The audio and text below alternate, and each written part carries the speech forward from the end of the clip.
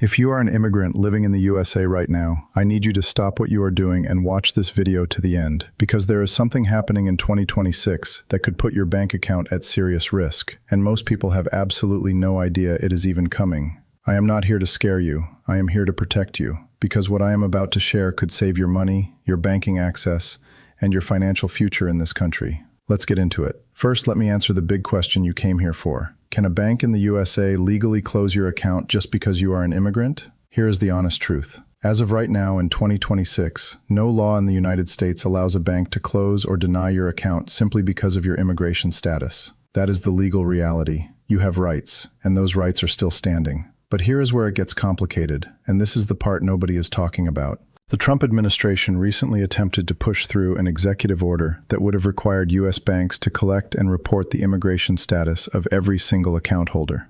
Think about what that means. Every bank would have to ask you, are you a citizen? Do you have papers? And then report that information. Now, that specific order was delayed. It was delayed because Wall Street, major banks, and community lenders themselves called it unworkable. Big banks pushed back. They said this is not something we can do easily or fairly. But delayed does not mean dead. It means the conversation is still happening, and that means you need to be prepared right now, not tomorrow, not next month, right now. So let me take you back to the basics, because if you are new here, you need to understand how the American banking system actually works. When you walk into a bank in the USA and try to open an account, the bank is required by law to verify who you are. This is not personal. It is not discrimination. It is part of a system called Know Your Customer, which banks follow to prevent money laundering and financial crime. Now, the most common document banks ask for is a Social Security number, or SSN. If you have work authorization, if you have a visa that allows you to work, you likely already have one. Great, you are in a good position. But what if you do not have a Social Security number? Maybe you are undocumented. Maybe you just arrived. Maybe your visa situation is complicated. Does that mean you cannot open a bank account? No. Absolutely not. This is the part that most immigrants miss, and it is one of the most important things I will say in this entire video. There is something called an ITIN, an Individual Taxpayer Identification Number. The IRS, the tax authority of the United States, issues ITINs to people who need to pay taxes but do not qualify for a Social Security number. And here is the powerful thing about an ITIN. Many U.S. banks will accept it to open a bank account. So even if you are undocumented, even if you have no SSN, you can legally get an ITIN from the IRS, and you can use that ITIN to walk into a bank and open an account. That is your pathway. That is your key. Now here is another thing I want you to hear very clearly. Many bank websites make it look like the only thing they accept is a Social Security number. You go on their website, you read the requirements, and it says SSN required, and you think, okay, I cannot do this. But that website information often only applies to opening an account online. When you go into a branch in person, the rules are often more flexible. Banks can accept a passport, a foreign national ID, a consular ID, documents that you would never know are accepted just from reading the website. So do not let a website discourage you. Walk into the branch, speak to a real person. Ask them specifically what alternative identification they accept. You will often be surprised. Now let me talk about the hidden danger that destroys the financial lives of immigrants in this country. And it is not the bank. It is something most people have never even heard of. It is called ChexSystems. ChexSystems is like a secret report card for your banking behavior.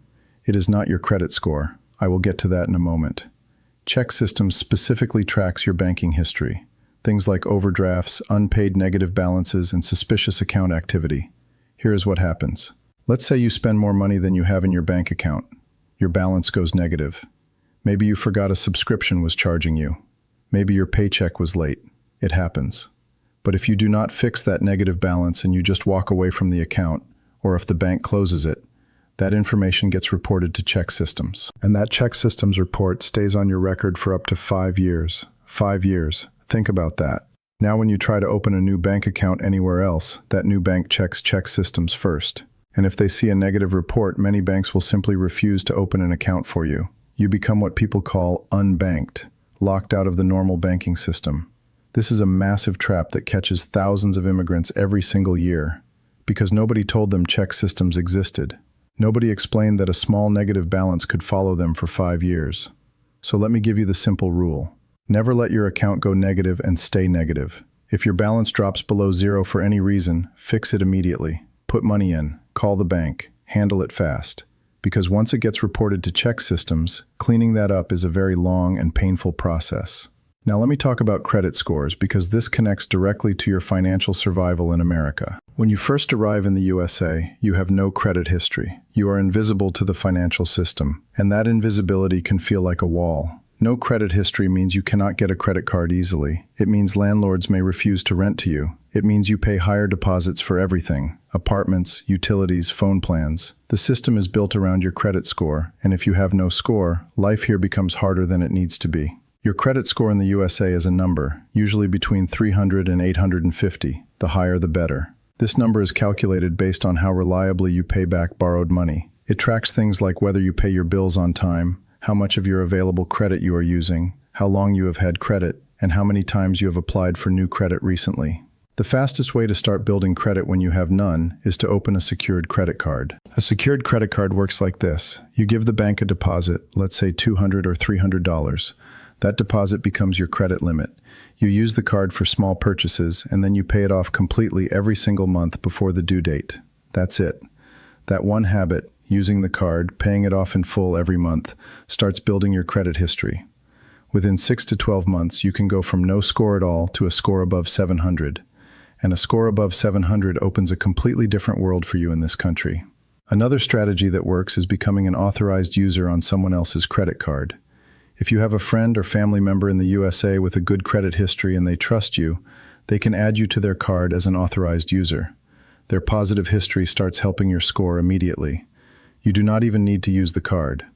Now let me give you the expert-level protection strategies for 2026. These are things that most financial advisors will not even think to tell you because they are not thinking about your specific situation. Strategy number 1, never keep all your money in one bank. This is the single most important thing I want you to take away from this video. Open accounts at 2 different banks or financial institutions. Spread your deposits. Keep some money at Bank A and some at Bank B. Why? Because if something goes wrong at one bank, if there is a policy change, if your account is flagged for any reason, if the political environment shifts and something unexpected happens, you still have access to your money at the other institution. Your entire financial life is not shut down overnight. This is not paranoia. This is strategy. Wealthy people and smart immigrants already do this. Now you know to do it too. Strategy number 2, know exactly what documents you need before you walk into any bank. Here is the general list. You need a valid photo ID. This can be your passport, your foreign national identification card, or your consular ID. You need proof of address in the USA, a utility bill, a lease agreement, or a bank statement showing your current address works well. And you need either a social security number or an ITIN. That is the core package. Call the specific branch before you go. Ask them directly. What documents do you accept for account opening if I do not have a social security number? Get their answer before you make the trip. It saves you time and frustration. Strategy number 3, use credit unions and community banks, not just the giant national banks. Credit unions are member-owned financial institutions. They are often more flexible and more human in their approach. Many credit unions have experience working with immigrant communities. They understand the ITIN situation. They are more likely to work with you and treat you like a person, not just an account number. Community banks, smaller local banks, often have the same advantage. They have more flexibility than a massive institution like a big national bank. Look for them in your city. Strategy number 4, monitor your account every single week. Set a reminder on your phone. Every week, open your banking app and look at your balance, your transactions, and any alerts. This takes 5 minutes, but it protects you from overdrafts, unauthorized charges, and negative balances sneaking up on you. If something looks wrong, call the bank that same day. Do not wait. Let me now talk about the mistakes I see immigrants make over and over again. Not because they are careless, but because nobody explained these things to them. Mistake number 1, applying for too many credit cards at once.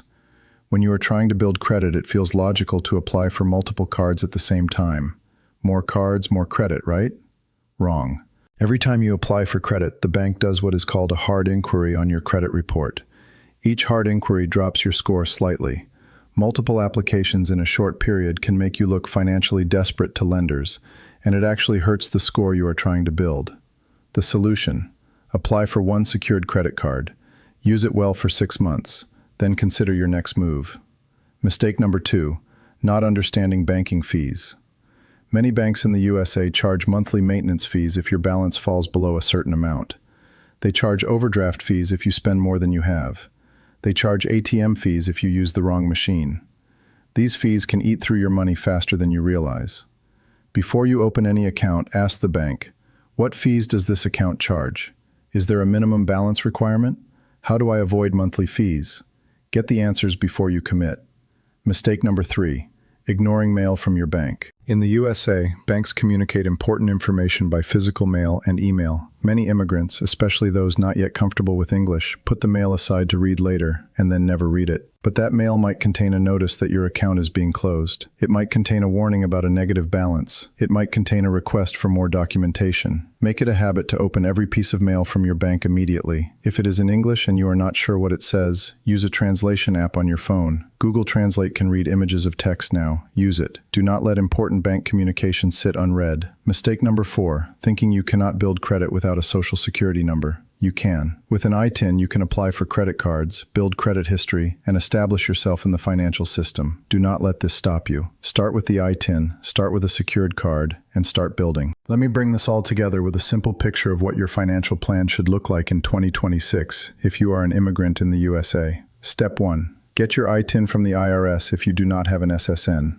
You can apply directly through the IRS or through an IRS-authorized agent called a certifying acceptance agent. This document is your entry point into the banking system. Step 2. Open a bank account at a community bank or credit union that accepts ITINs. Bring your passport, your ITIN, and your proof of address. Walk in. Speak to someone in person. Step 3. Open a second account at a different institution. This is your backup, your safety net, your protection against anything going wrong at the first bank. Step 4. Apply for one secured credit card. Use it for one small purchase every month. A coffee, a phone bill, anything. Pay the full balance before the due date, every single month without fail. Step 5. Monitor everything weekly. Check your balances, read your mail, stay informed. That is it. 5 steps. If you follow these 5 steps, you will have more financial stability and more protection than the vast majority of immigrants who have been in this country for years. Before I close, I want to say something directly to you. I know this system feels confusing. I know it feels designed for people who already know how it works. I know that walking into a bank and not being sure what to say, in a language that might not be your first, takes real courage. But you are here. You are watching this video. You are trying to understand, and that already puts you ahead. Knowledge is the most powerful protection you have in this country. Nobody can take away what you learn. Share this video with someone you know who just arrived in the USA, or someone who is still confused about banking and credit. It could genuinely change their financial life. And if you want me to go deeper on any of this, how to apply for an ITN step by step, which banks are most immigrant friendly in 2026, or how to go from 0 credit to 700 in 12 months, let me know in the comments. I read every single one. Stay safe, stay informed, and I will see you in the next video.